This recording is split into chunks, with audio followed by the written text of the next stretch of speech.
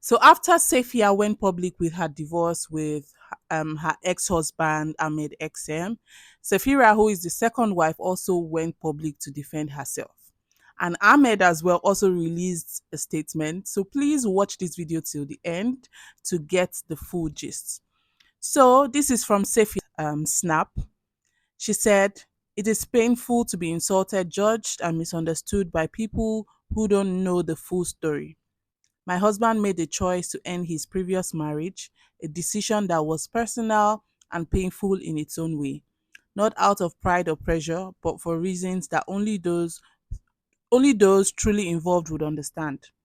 My husband didn't leave his past for no reason. There were things done over time that no man should have to live with that crossed lines. He held on longer than most would have. He kept forgiving, hoping things would change. But when a person keeps showing you who they are, you can't force peace where it doesn't exist. He chose peace, and I chose love that came after pain. Not because I caused it, but because I respected what came before me. They didn't see what broke him, they just needed someone to blame. And I have become the easiest target. I have never come out to seek pity. I am not here to play innocent. I am just tired of the lies. I am just tired of the lies. I don't speak to gain sympathy. I speak because silence has allowed too many lies to grow. People speak with so much confidence, yet they weren't there. They don't know what really happened, but ever since I have been the one attacked, cursed, blamed, lied about, and dragged onto a situation into a situation I didn't create. I didn't destroy anything. I didn't take what wasn't mine. I simply accepted love that came to me honestly. To everyone who keeps pushing the wrong story, may Allah forgive you. And to those who truly understand, thank you for your kindness. But at the end of the day, Allah knows. He sees hearts, He sees actions, He sees what people hide behind their words. I leave it all to Allah. He knows every truth that's been hidden behind every silence. That's enough for me. So this is from Sephira. That was from Sephira's table. So now let's go to the statement that Ahmed XM released. So he posted this. He said, "You know me, I like educating you all for free before I do anything. Cyberbullying is part of the 2015 Cybercrime Act of Federal Republic of Nigeria. No, you're not bullying me. Oh, you can't bully me, but you're bullying someone that didn't even do anything. Now you all know I don't care about you or I betrayed that my heart don't function like normal people. But now you are blaming someone that mean everything to me. My wife is not the cause of your misfortune in life.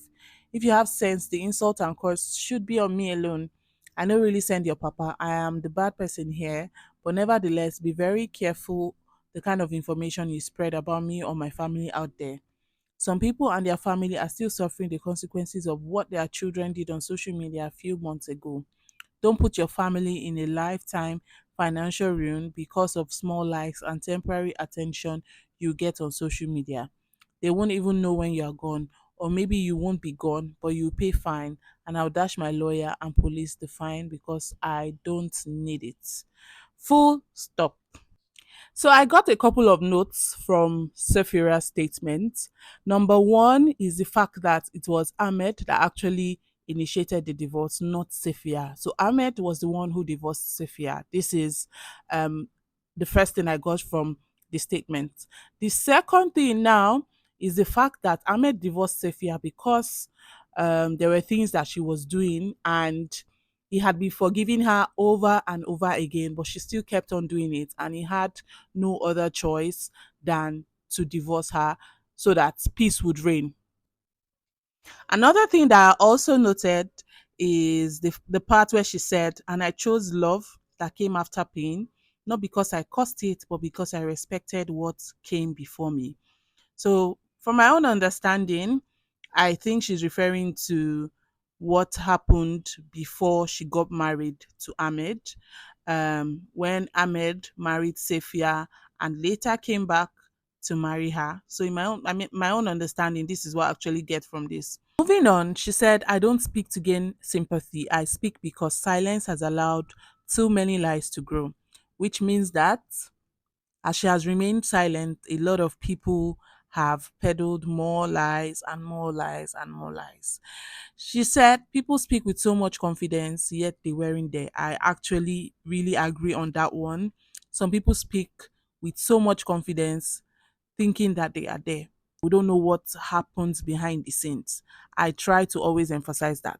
Now she finally put it out there. She said, I didn't destroy anything. I didn't take what wasn't mine. I simply accepted love that came to me honestly. So there are several things to get from this paragraph. Number one, she said she is not the cause of the divorce. So for people who are saying she's the cause of the divorce, she's putting it out there that she did not destroy anything. And she said she didn't take what wasn't hers. She simply accepted love that came to her. On a final note, she said, God knows, God sees everything, and that's enough for her. So here is what I think. I mean, reading this statement from beginning to the end, was this statement necessary to put out? Maybe. Depends on, a lot of things. If you look at it this way, you'd say, okay, it was actually needed because she needed to just defend herself, right? So now the next thing, would it change anything? I don't think so. I don't think it's going to change anything, to be honest, because people would believe whatever they want to believe. So yeah, I think that's just it. I'm reading something here and I'm like, I don't understand. So a lawyer actually came up and said it is based on Safia, that's XM's ex-wife, consent, approval, and kind permission. As her counsel, I am authorized and compelled to inform the general public, although she has written it herself on her verified IG page for public consumption, that she has been divorced 3 times for almost 5 months. The reason is that she is willing to get married to another. Keeping this issue private kept her lonely, depressed, and prevented her from getting another man, as everyone assumed she was a married woman. This this is so, it's so weird, to be honest. Like, firstly, this is a very very weird statement to put out. And the surprising thing in all of this is that they had been divorced. According to this, they had been divorced for 5 months. If this man is legit, he's saying that they had been divorced for 5 months. So 5 months is giving March, since March.